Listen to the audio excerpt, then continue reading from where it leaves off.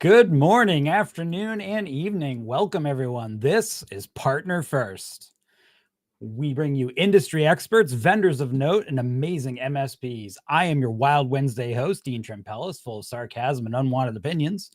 Partner First is recorded on all the platforms you like and some of the platforms you don't. So if you missed today's live showing, you can watch it later. Today we have an awesome show I'm super excited for. We have an amazing guest who's been in this space for a hot minute.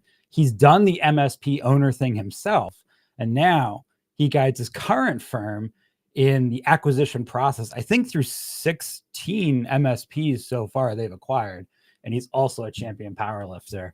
Let's bring on Adam Kerrigan. Morning, Dean. Thanks for having me here. Appreciate it. Adam.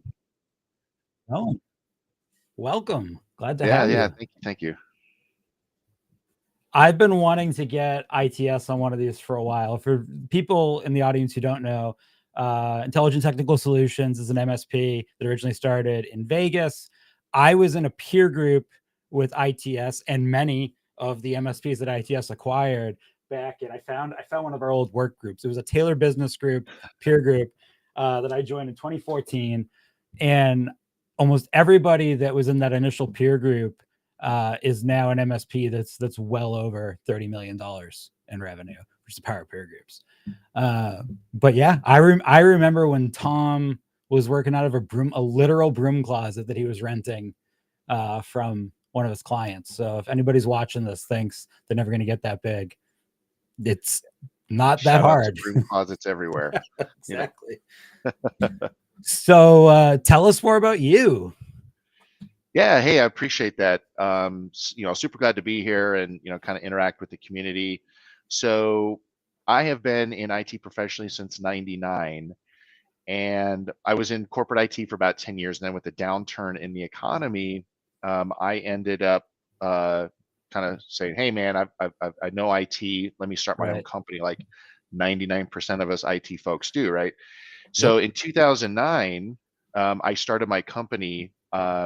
But over the next 10 years, things got a little bumpy under the surface, which we'll talk about a little bit later, which then led to my decision in 2018 to sell my MSP and join ITS. And it's been transformational for me.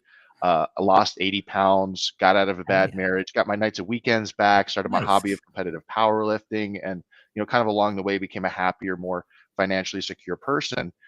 And so we've now done 16 of these transactions, and other people do it for a variety of reasons, like wanting to give their people more career opportunities, wanting to take money off the table and really compete against the bigger MSPs coming in their area. And I feel lucky. I feel like the poster child for M&A. And so I feel a lot of excitement about being able to share about this. It's probably the hottest topic in the channel. It's that and cybersecurity. Those two are constantly competing. I go to all these channels, but in a nutshell, that's me. And then in my part-time, I enjoy picking up heavy things and putting them back down. So I think it's a really good observation, security and MMA. I noticed at the latest IT Nation this year, that's the two talk tracks. That was it. It was pretty much cybersecurity or exiting your business. And I thought that was pretty interesting because even 5-6 years ago, that wouldn't have been the case. There would have been like an operations track. There would have been like a tool track. So it is interesting to see, when you think about it, it makes sense because like people like you, like Tom, Ray, who owns MMN, they all of these people started their companies 15, 20 years ago and reached that point now where they're at that exit point. So but before we get into that, I hear that you have powerlifting titles. I do. So and I'm a weak man, so I'd love to hear more about powerlifting titles. So it's kind of funny. So I got into powerlifting actually after one of the most chaotic experiences of my entire career. So I signed this new client, and 10 days after we bring them on board, before we had like a full BDR backup, their single server crashed, and it was like a 24/7 business, and it was a husband and wife team, and they were the toughest clients that you can imagine, and my whole team, like our morale was just in the toilet.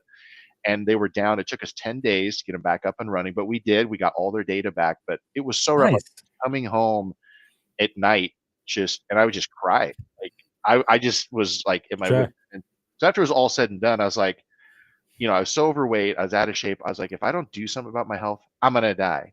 So I told my wife at the time, I was like, I'm going to sign up a gym. She's like, yeah, you've said this. And so I went, and I just started going 7 days a week. I went 7 days a week for a whole year, and eventually found a good group of guys that were just putting up massive weight. And I finally worked up the courage, and I raised, I was like, hey guys, do you mind if I work in with you?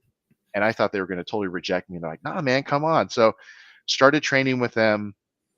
We started training for about 2 years together, and then the idea of competing had come up, and just kind of had a natural knack for it. So went on. I've competed and won gold at 3 national championships, and then I in Wow. 21 competed at the World Championship, took gold there. I currently Wow. hold a deadlift world record, and I'm excited to continue that in July, the national championship, and then in November, the world championship will both be here in Las Vegas. So I'm excited to get to kind of defend my titles there. That's awesome. So when you guys are working and negotiating to bring on more MSPs, are you just kind of standing there like, you better agree to these terms or else?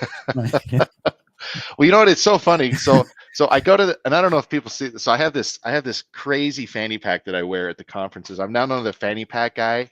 I love it. And it started because in powerlifting we wear like a singlet that's like wrestling, and so we have no pockets, right? And so Right. way back when I was first competing, I was like, all right, I need a fanny pack. I need something to hold my wallet and keys and all that stuff.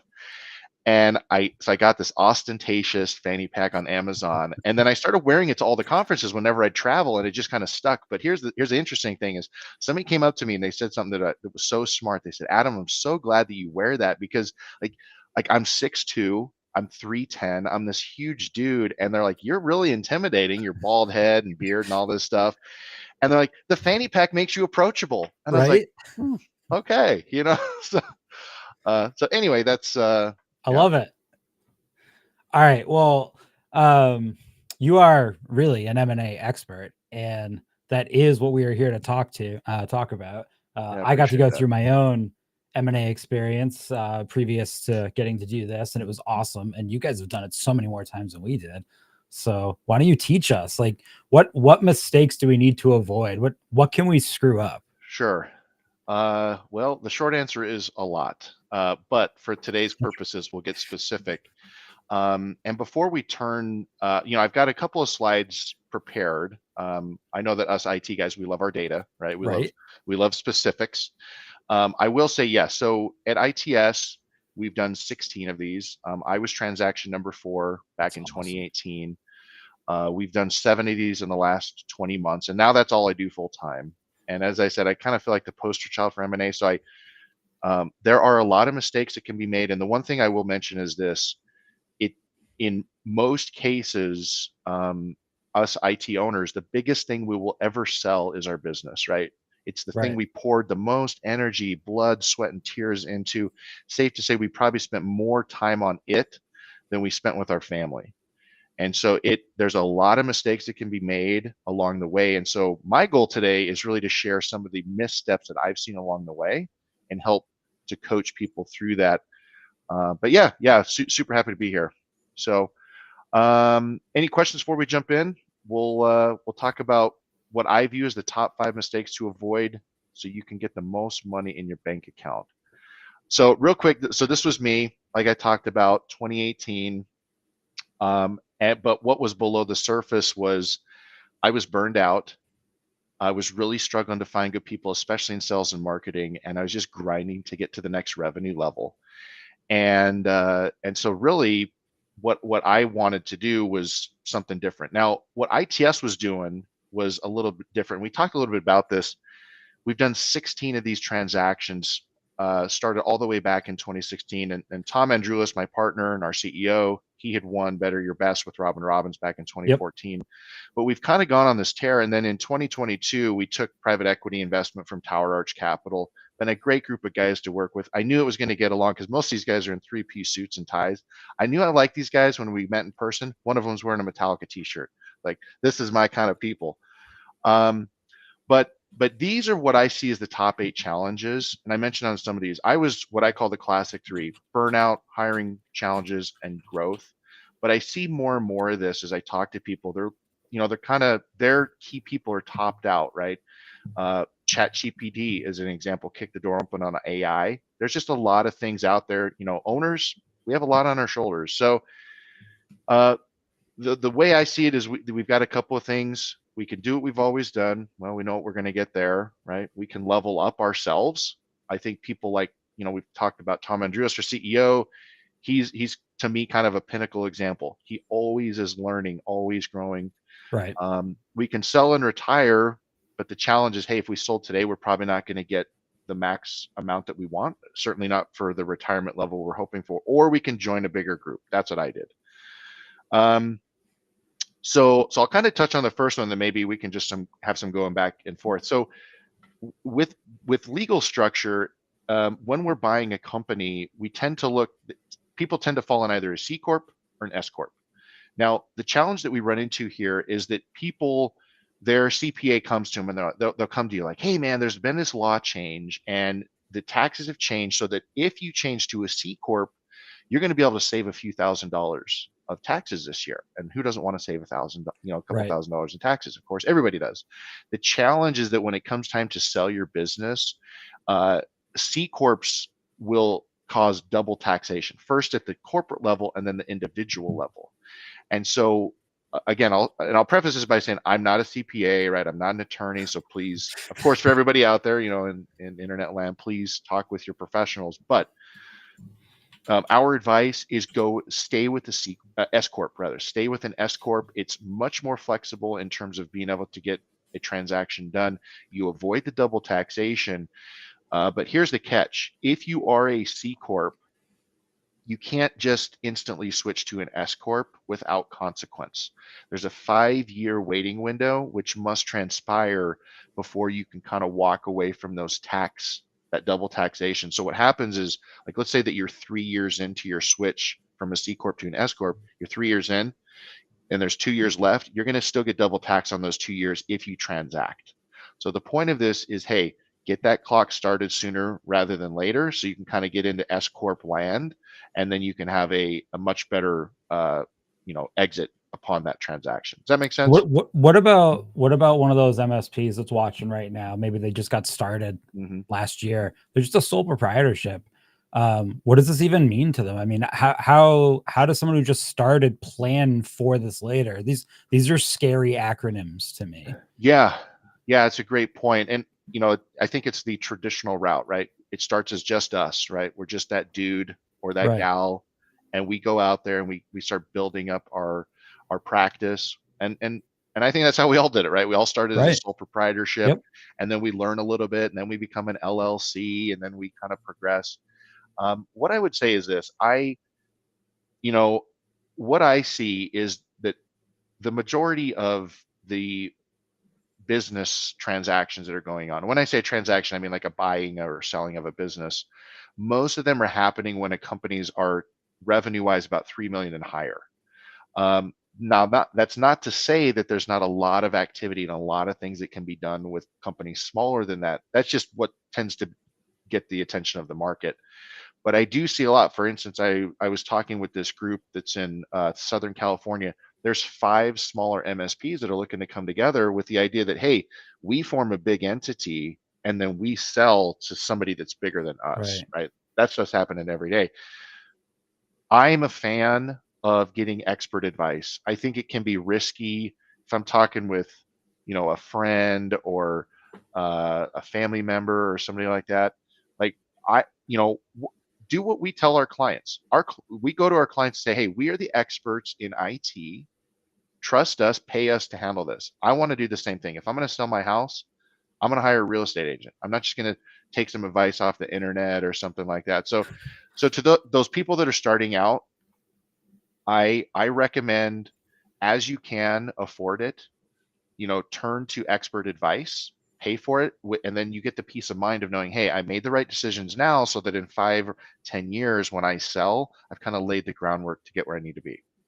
Just keeping on that theme for a minute. For that, let's go the sort of the opposite end of that same idea. For that small, established MSP, maybe they've got 250K, $500,000 in revenue, maybe 1.5 employees, including the owner. Is that even a viable candidate to be acquired by a group like you, or are they really just selling their job to someone? Yeah, I mean, you kind of hit on the point there, is that in a small MSP, say one that's up to 500,000 of revenue, it's probably safe to say the owner controls all the relationships, not only Right. with any staff they might have, but especially with the community and their clients. And so what we tend to call that an acqui-hire, where, hey, if we buy that company, we really know we're just buying a guy or a gal Right. and their book of business to come along with it. For people that they're not ready to sell, they're like, hey, I want to kind of keep rolling up. Like I mentioned earlier, sometimes you can find somebody in your geography or maybe in a peer group. I know we talked a little bit about it before. People you know and trust, you come together, and then you take 2 or 3 of those, and now you're $1 million, $1.5 million, right? And the benefit there is it gives people a chance to like start taking some hats off. Like, hey, I'm really better at ops than I am at sales, and you love to sell, so why don't you handle that side? Right. I'll do this side, and then we win together. That's what ThinkTech did. Before we got to any significant size, there were a few local like computer repair shops that had a small book of recurring business, and we would basically buy that book of business and incentivize those owners to convert their clients over to our model and pay them out on that. And it wasn't really a true acquisition because there wasn't really a business for us to Yeah. take. Yeah, but it still helped us. It helped us grow, and it helped those hmm people grow. Yeah, and it helps them because, as look, we have all, as an owner, we know the stress, right? We're the ones that are getting the calls when we're on vacation, if we're even able to take one, right? We're the ones that are getting the late night calls. Everything rolls up to us.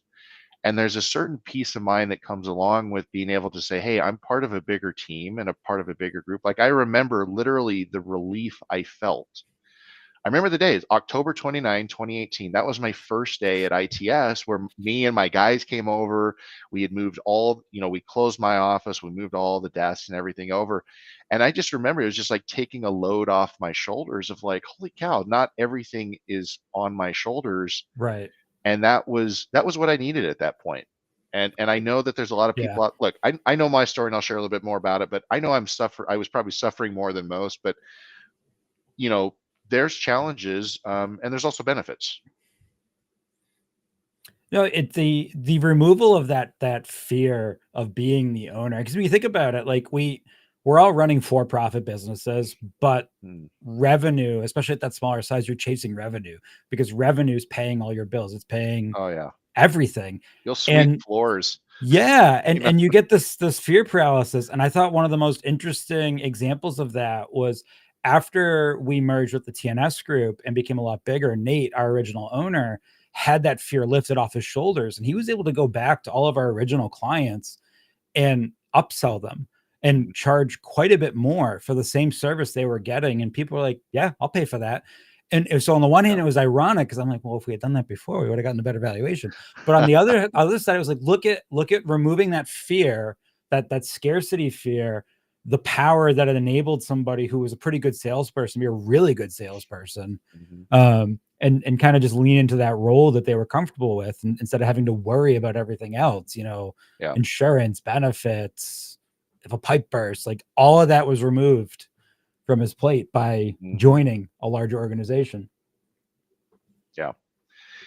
Yeah. So the second issue that we run into tend to be loan and liens. Now, um, the MSPs that I see that are kind of continuing to grow and I know you love the clip art on here, right?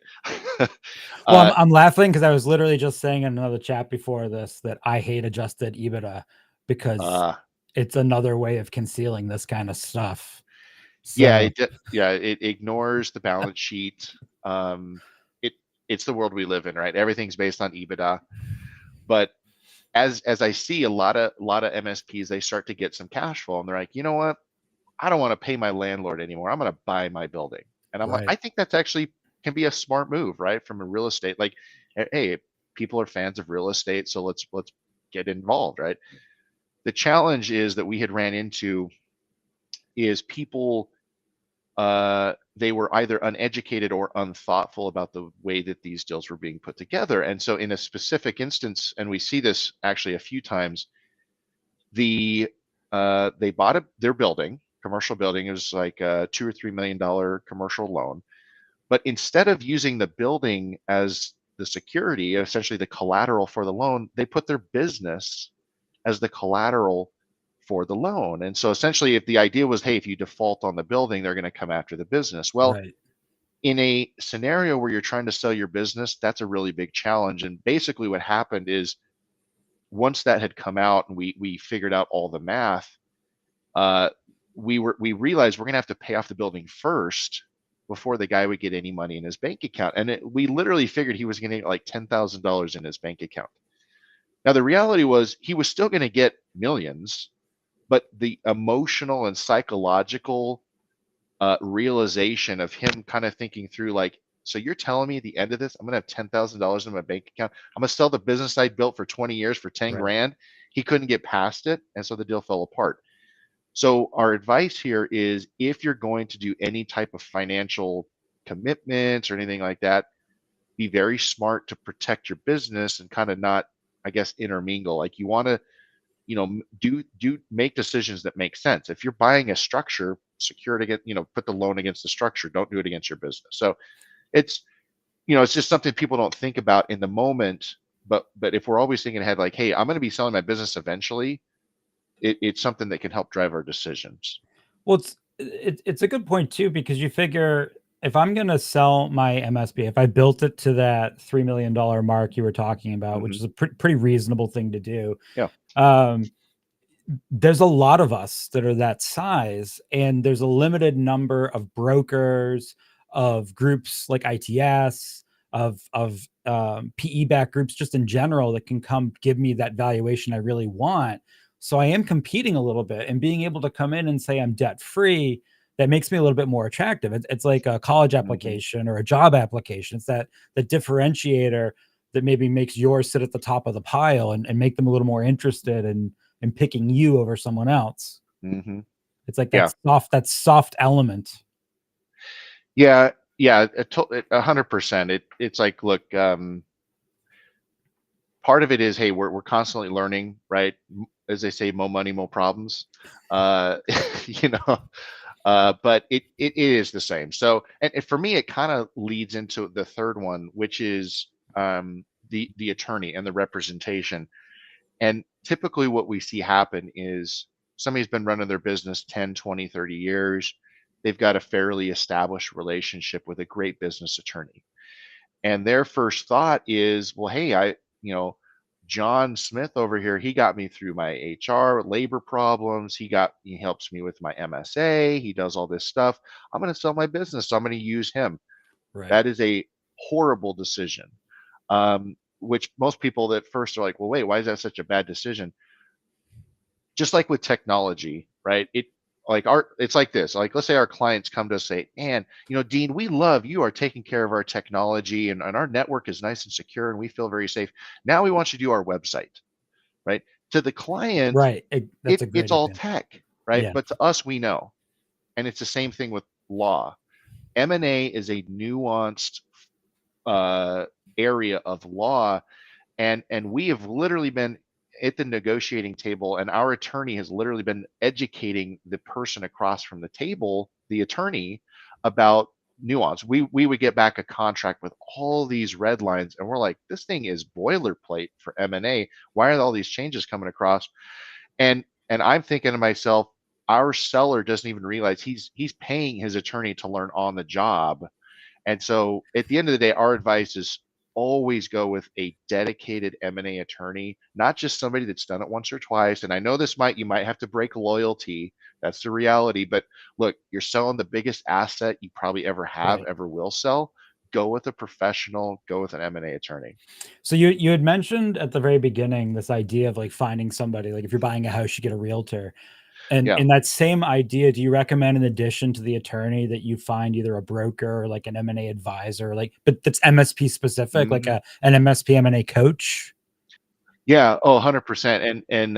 I probably should reorder these because I think that's number 5 is the I'm sorry. consultant, which is fine. No, it's all good. And we'll talk about it now because you're 100% correct. Like, look, I bought and sold houses? Sure. We probably all have, but I'm not a real estate agent. Could I become one? Of course, right? I could take the time, I could learn, but why? I don't want to do that. I want to build my practice, right? So yes, and it's the same thing with an M&A advisor. What the one thing I will say is people, they don't realize that there are tech focused M&A advisors. And so what they tend to do is they just go out and they get a general, like a Right. broad. And what that person isn't aware of is the nuance. Like we were talking about earlier, even before our program had started, is the IT industry. We love conferences and we love peer groups, right? Probably more than any industry out there. And just understanding the nuances of our industry, I think will help kind of in small ways a transaction. And if somebody's aware of that, then you have an edge over just a generalist who doesn't, right? So I think I met at this IT Nation event a vendor, like an actual vendor with staff, and it's not just a mm, guy that that does this. And I had no idea they even existed.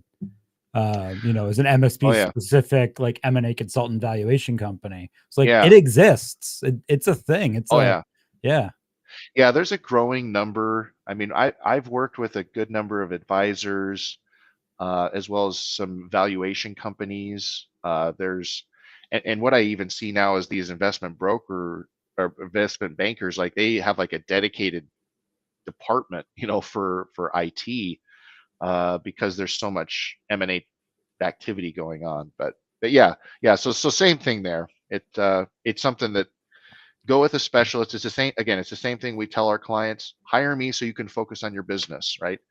It's a waste of people's time to say, I'm going to do this myself. I'm going to figure this out. Look, there's going to be attorneys on both sides. There's probably financial investors. There's definitely bankers on both sides. You're sitting across from the seller, um, or from the buyer rather.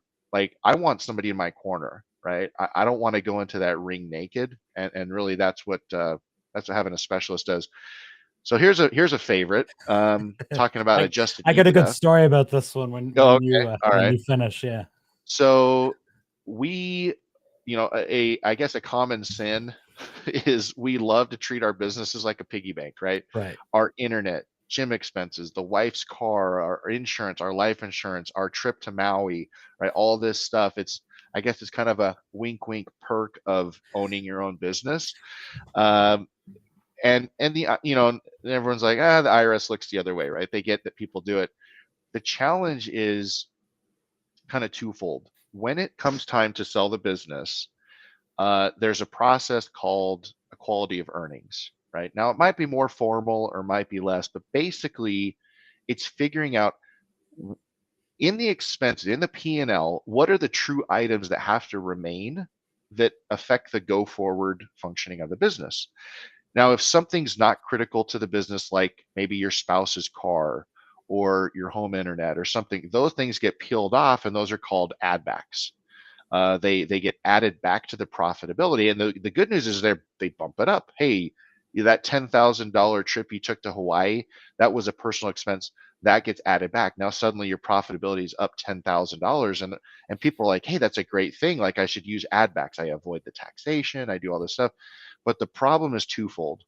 One is buyers, so people that are kind of sitting in my seat, we can negotiate those out, right? Because basically it becomes on you as the seller to prove that this thing is not necessary to the function of the business. And second is they can be missed, right? Maybe that $10,000 trip, for whatever, it got misclassified, right? Your bookkeeper put it into the wrong account. They put it Right. into I don't know, salaries or something like that, and so it gets completely missed.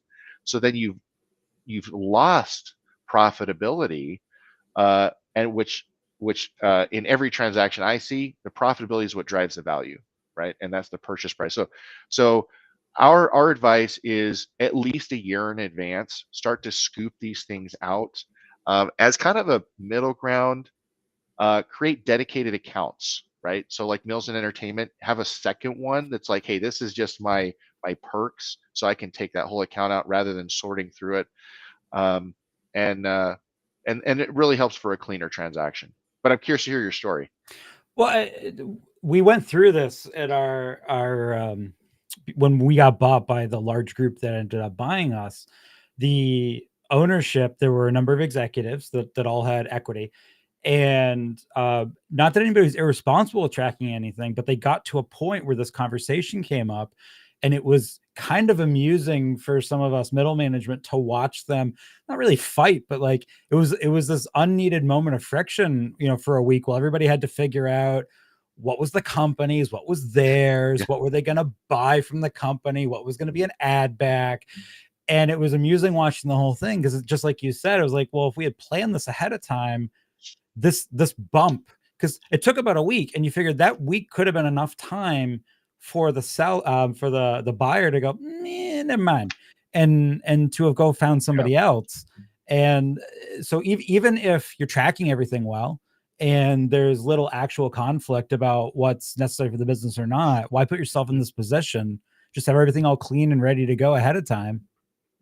yeah. And one thing it does is, look, there's constantly subtle things that are communicating, and this is one of those nonverbal things. If I'm looking at a set of financials that have a lot of these ad backs versus one that doesn't, both of those scenarios speak to me about the maturity of that Right. company, right? And the ownership mentality. And from that, I can infer other things. If somebody comes to me and they're like, yeah, Adam, I have no ad backs, I'm like, that blows me away. And it probably describes to me how the rest of their business is run versus somebody that comes and they run everything through there. I'm like, this thing is going to be a mess. It's really a telltale sign. So just even in a way to kind of subtly convey, hey, maturity and kind of expert ability to run a business and to build confidence with a buyer. Yeah, keep these Well, out. and it goes back to what we were saying before. This is a scarcity mindset. There are more people looking to exit than there are people looking to give you the valuation you want. So Yeah, the more you can do on that soft side, those soft factors to make your proposal, your deal, your application more attractive, the hmm, more you can show that you're competent, you're mature, the more that you can bring through those ideas, the more likely they are to pick you versus someone else who objectively maybe has very similar, numbers, but doesn't hmm, have those things that let them know it's going to go smoother. These people won't be a pain in the butt a year from now. Their staff and their ops will align with it. That was my world. Like, that stuff won't be a headache a year and a half from now when I'm trying to lift and shift a yeah, culture. They're just little indicators that let you know that basically the people that you're buying aren't total morons, uh, for lack of a better term. yeah, yeah. I'll throw out one other thing is, some people are like, they say, well, Adam, I'll start doing this a year before I sell, right? And I'm like, on paper, that makes sense. The challenge there is that we don't know, right? We don't know when the right offer is going to drop in our lap. Like Right. I personally had what I called my quarterly entrepreneurial crisis, where at least once every quarter there was some moment where I was like, what, the next guy with $20, he can just have everything, Yep. right? Uh, it- you know, you never know when you're going to be at that spot.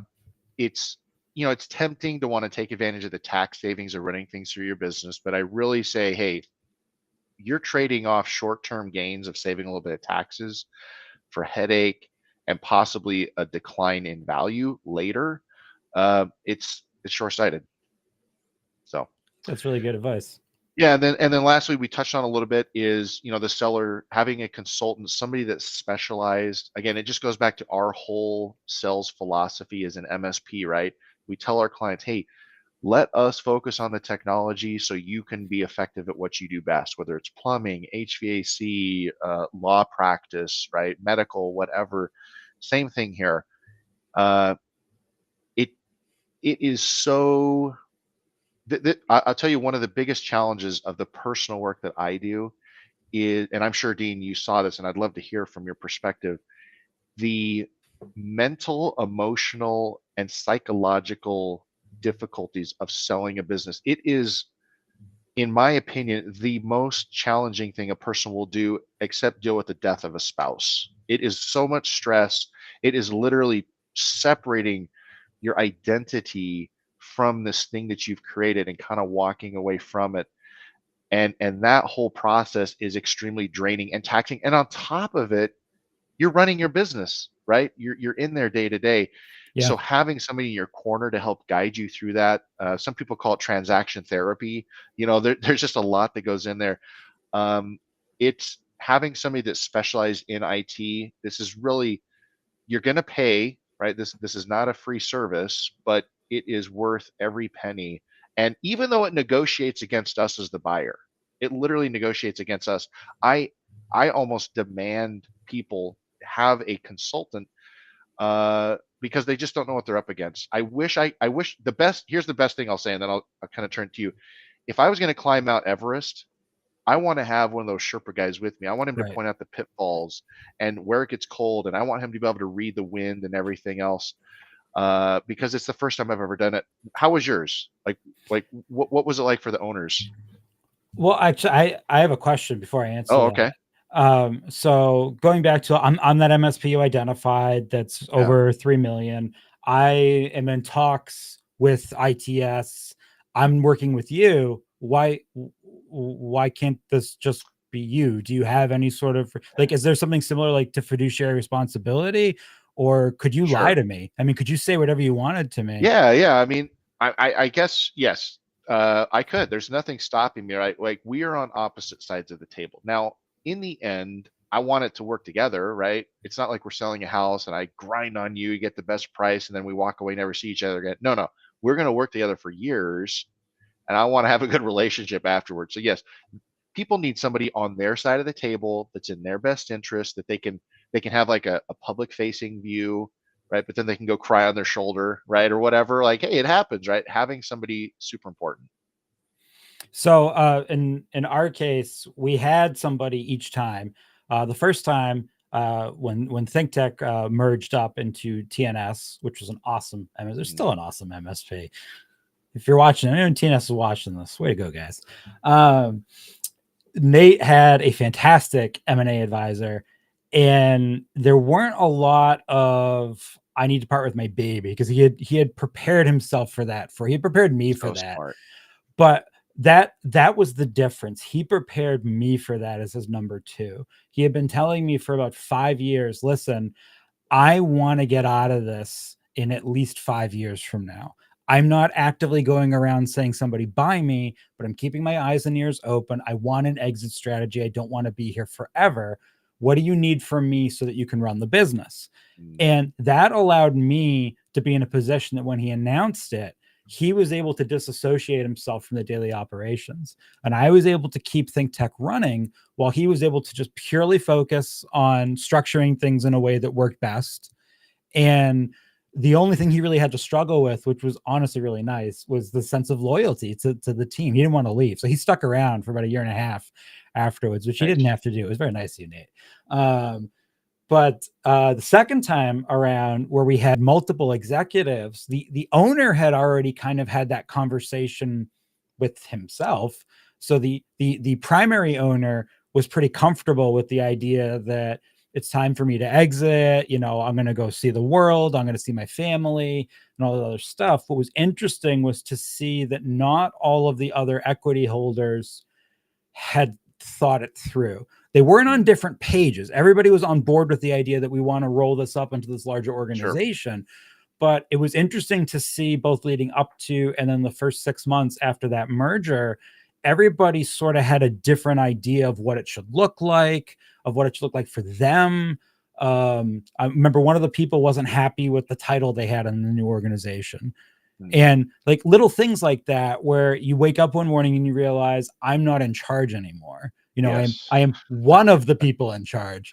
Right. We had another guy, is amazing, amazing technical guy who had recently become a partner. And I remember him having a conversation with me about a month after it happened, going, I'm basically locked in for 5 years now. I wonder if that was a good decision. Mm. And it was interesting to see each one of them had a different, they're all happy, but a different take on it, where I didn't see that level of clarity that I had seen with Nate or the main owner of TNS as well, where they clearly decided a long time ago, this is my Yeah. exit strategy, this is what good looks like, this is what I'm going to do. I think we were lucky that it didn't become acrimonious, and that everybody didn't get angry or upset or jilted. I think it could have gone that way. I, I find that impressive, that he shared that with you. I think that's very forward looking. It Well, because seems he that was in a peer group with people like ITS. right. Well, and that's the reality is people most of the time don't share it. And the biggest reason is fear. They are afraid that if they share that sort of thing with their team, that the people are going to leave. They will, Sure. that they're going to feel insecure and they're going to worry about this and that. And they don't want that in their life. So they're just going to go somewhere else. But yeah, you're right. The staff have loyalty, right? They have loyalty to the owner. That's partially why they're there. And that's what keeps them there. And that's honestly a lot of times what keeps people after a transaction closes is having the owner there. Um, yeah, it's a Well, different story if the owner leaves right away, but it's interesting you mentioned that too. I had done another one of these right after our merger, where I was talking about it from an employee perspective. And something I used to give our owners a lot of kind of a hard time about is there's no transitive property of loyalty. Once, I was loyal to Nate. Once we merged with TNS, I wasn't immediately, if I had banked 800 loyalty points, I didn't have 800 loyalty points now to TNS. sure. I built that up, but I didn't have it right They're away. non-transferable. Yeah, and what was interesting was to see the elements they worked into the deal to ensure that, so for example, they baked into the deal, they both took a little less money to put a retention bonus in place for every staff member. And that meant that a year into that merger, 100% of our staff were still with the company. And in fact, even now, a couple of us left, but most of the staff that we had built in that office in southeastern Massachusetts are still there. Mm, And whether or not they're happy or love the company or not, I don't know, but they're still yeah. there. And a lot of that went to both times around. The leadership said, you're an integral part of what we're selling or merging. And we want to involve you. We want to reward you. We want to let you know that you're safe. We want to be transparent with you. We're not just going to show up one day and be like, bye. That went a long way to keeping us there, keeping us around. And I think that can start to, and this is where I'm going with all this.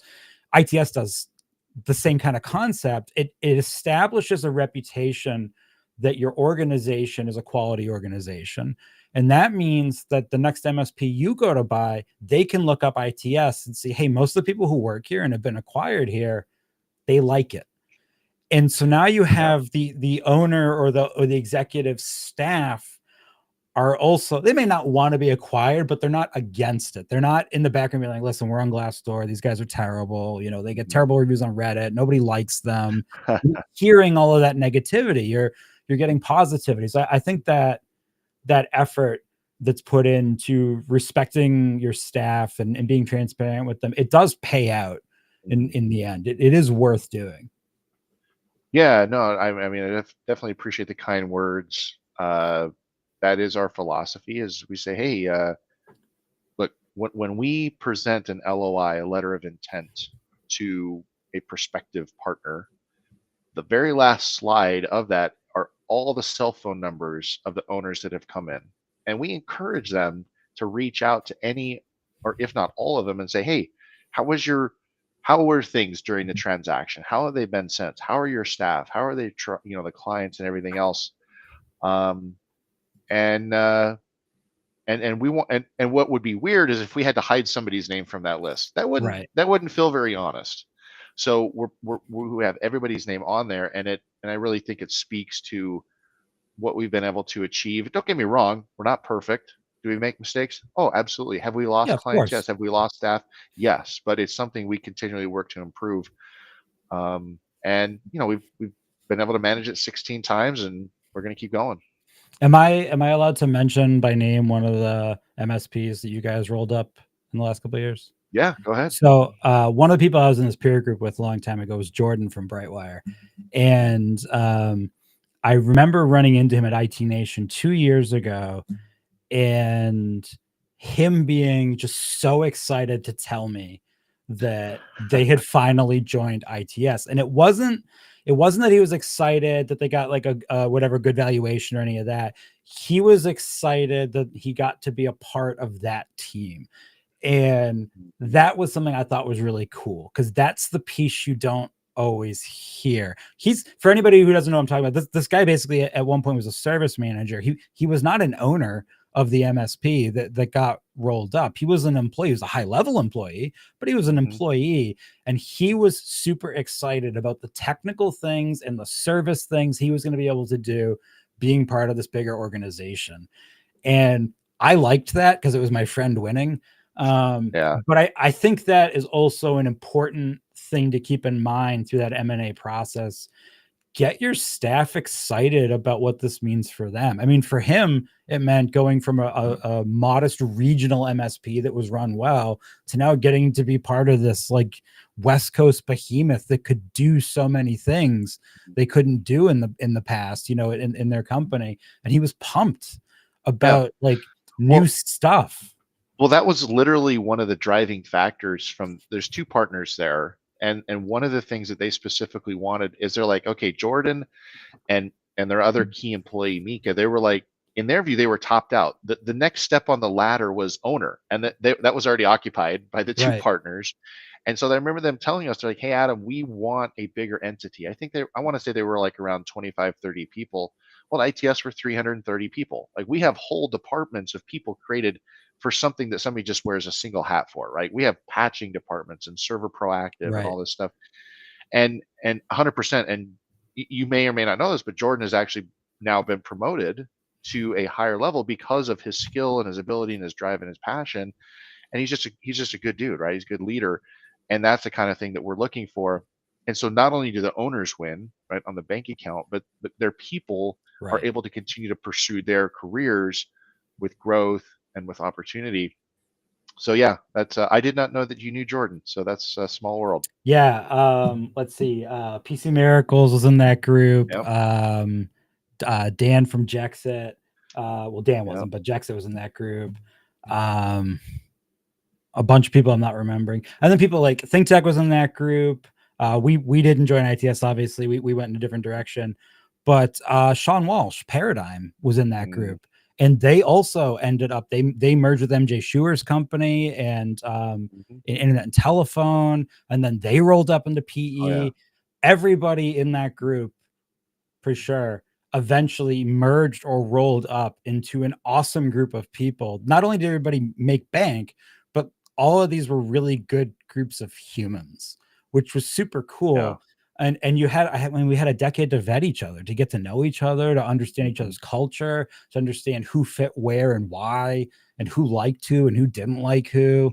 So I don't think any of us would have arrived at where we had arrived at as quickly had we not had that kind of experience to get to Yeah. know each other in that kind of environment.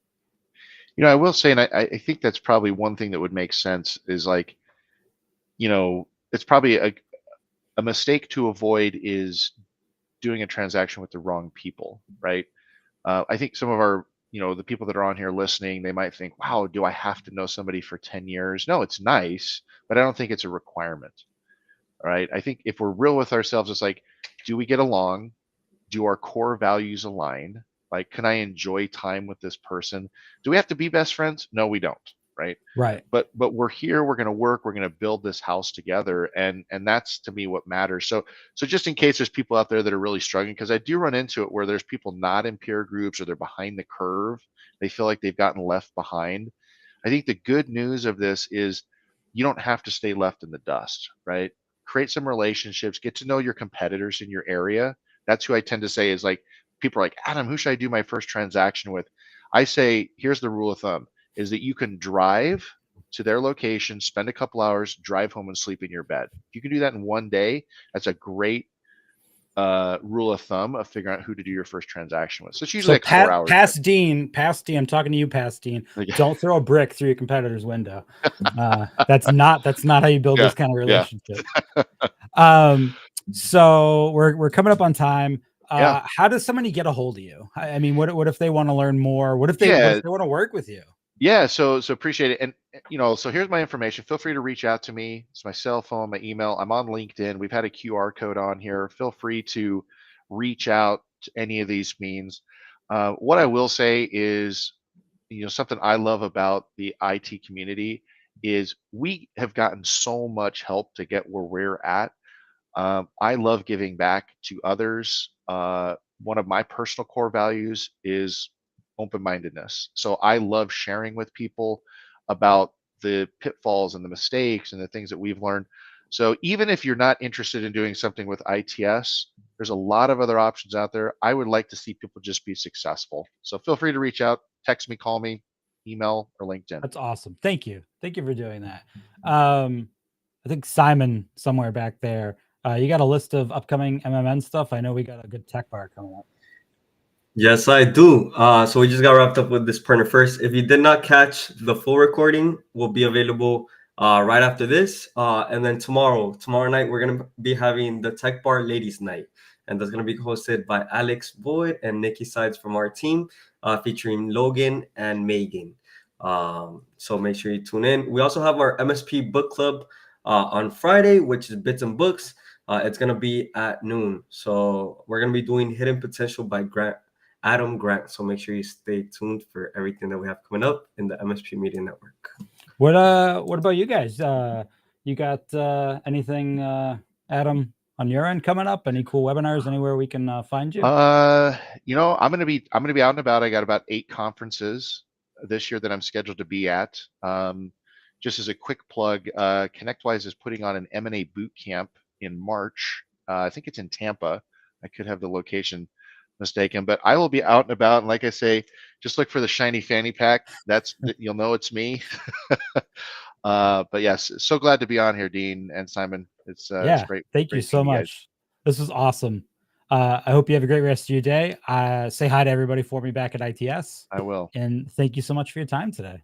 Yep. Thanks, viewers. Bye, everybody.